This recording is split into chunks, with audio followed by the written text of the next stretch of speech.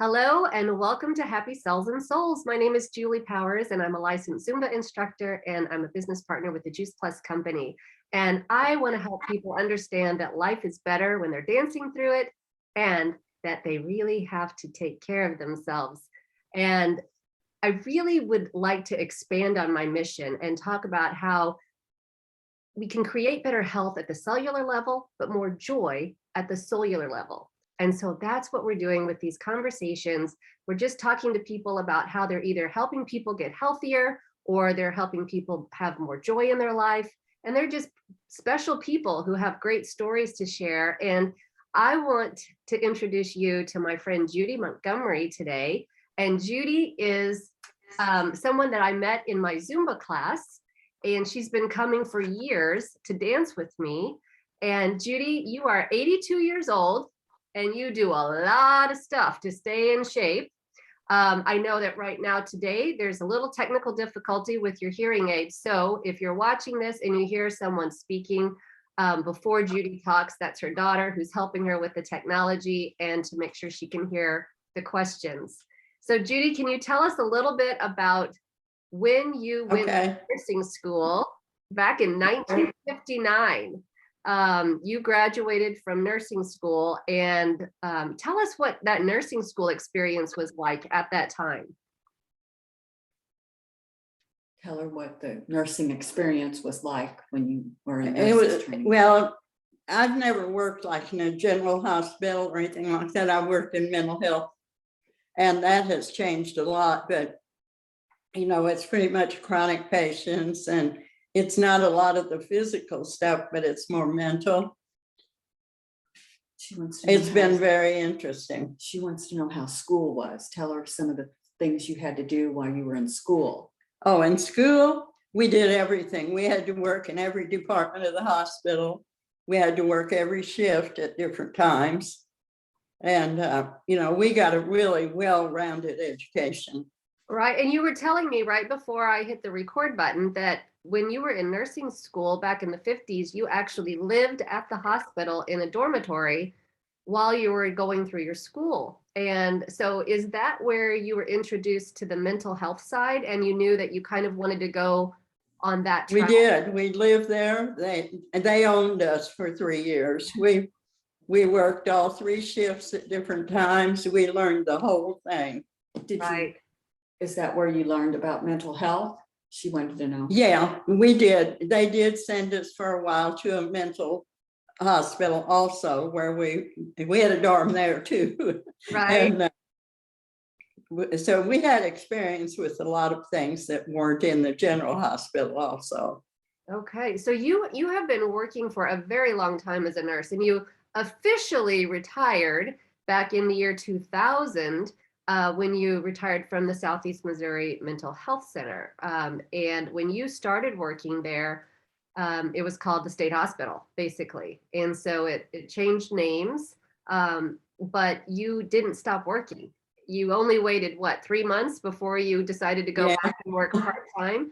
So at 82 years old now, you're still working part-time. Can you tell us about that? Like, why do you want to continue working as a nurse at your age? What is the point at this time in your life? What do you want to say about that? Well, it's something I'm familiar with and I feel comfortable with. And the camaraderie with staff and patients and everything is really good. And, you know, I think they appreciate me and they tolerate me and all that stuff. And you know, I have some good people to work with. Well, that's great. You know, there are a lot of hospitals and mental health facilities that are understaffed right now because of the pandemic and so many things. And so I know that they appreciate your help, and having you in the mental health field is very important. Can you talk about how that has changed over the years in terms of what you see in mental health, and you know, what kind of work are you doing with the patients now that you weren't doing before? If there is a difference, I don't know. there's a big difference now, because when I first started, we didn't have nurses working on the wards at all. The aides pretty much did everything. We worked with the doctors and helped to get their orders together and stuff. But now the nurse is the one that's in charge on the ward and supervises all the other staff and passes the meds and does all that stuff. Right, right. And you work mainly on weekends, is that correct? Now I do, yeah. Right. Weekends and holidays. So that's a great, it's a great thing for the hospital to have somebody who's willing to do that. Yeah, I think they're kind of glad I'm willing to do that. Right. And I'd rather, because I can go to the Civic Center 5 days a week and then still work on the weekends.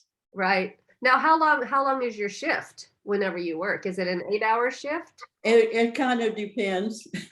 I always say I leave when somebody comes in and tells me I can leave. Sometimes it's 8 hours, sometimes it's 10, you know, it just depends on how staffing is. Right, right.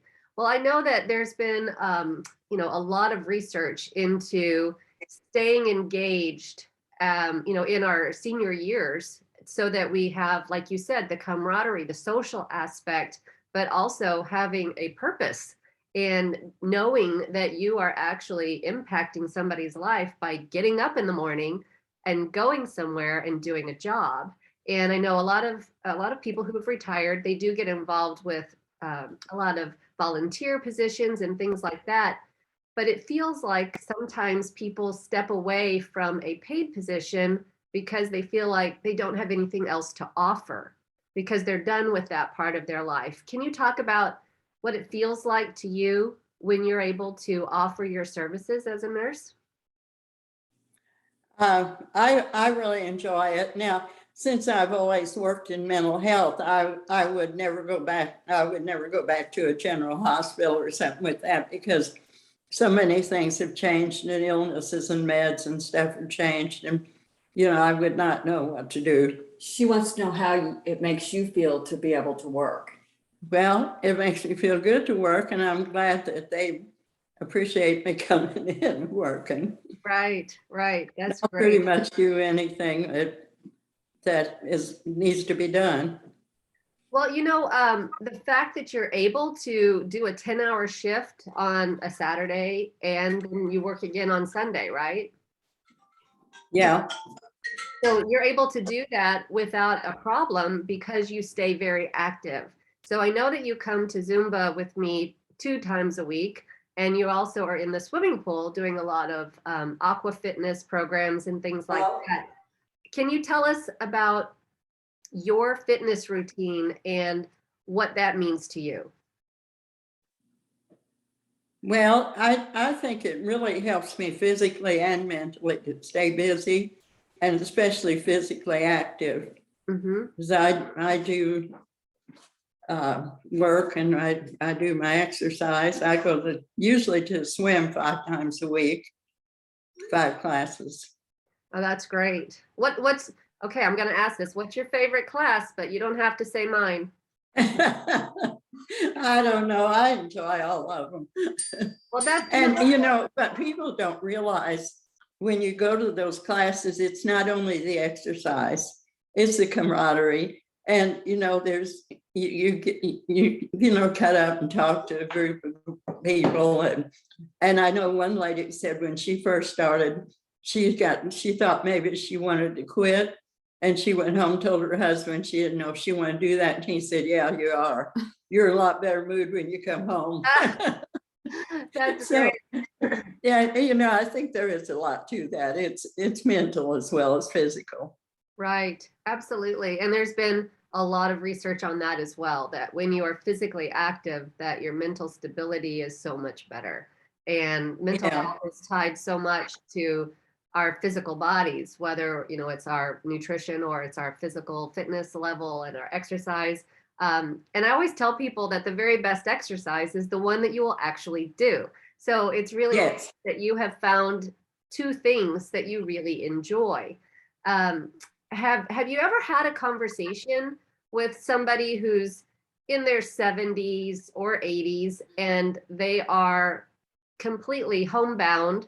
They don't go anywhere, they don't do anything, they are sick all the time. Have you ever had a conversation with them and just asked, you know, would you like to try? Would you like to try coming? I do it. It's fun. Have you ever had a conversation like that? Have you ever talked to anybody? Yeah, I do encourage people.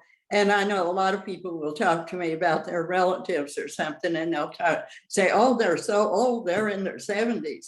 Oh, really? You're Well, only as old as you think you are. But I think too, you need to keep active. You know, sometimes if you get too stagnant, it's hard to build it up again. right. And Right. I've always been active. That's great. I kind of changed a very famous quote that a body in motion stays in motion, but a body on the couch gets sucked into the cushions. And so I really think that, you know, the fact that you show up for yourself every day is very enlightening to other people, because they're like, wow, that's something that people can still do. I know that I've had some ladies come to class that when they first walk in, they say, I don't know that I can do this. I'm 75, or I don't know that I can do this. I'm 62. I don't know. And I'm like, hey, you know what? I have ladies in my class that are in their 80s and they are rocking it out. So, so you do what you can do. And People ask me how I can do it, because I say, because I do. yeah.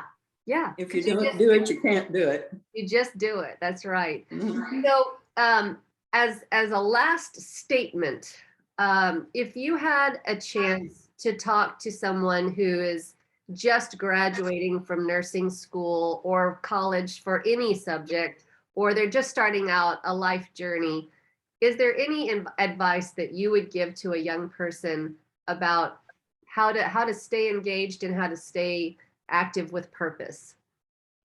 With COVID? No, with purpose. With purpose, Oh, with to stay purpose. active with. Well, you need a variety of things in your life. I don't think you can just go down one path. You know, you need to have some different interests and do some different things. That's a really good thing to remind people, that they have to continue looking for those different options that might be interesting to them, because I don't know, but a lot of things that I thought I was not interested in when I was 22 or 23, I'm very interested in now, and vice versa. So it's always good to keep those options open. And if you had asked me when I was graduating from college if I was going to be a fitness instructor, I would have laughed and said, no way.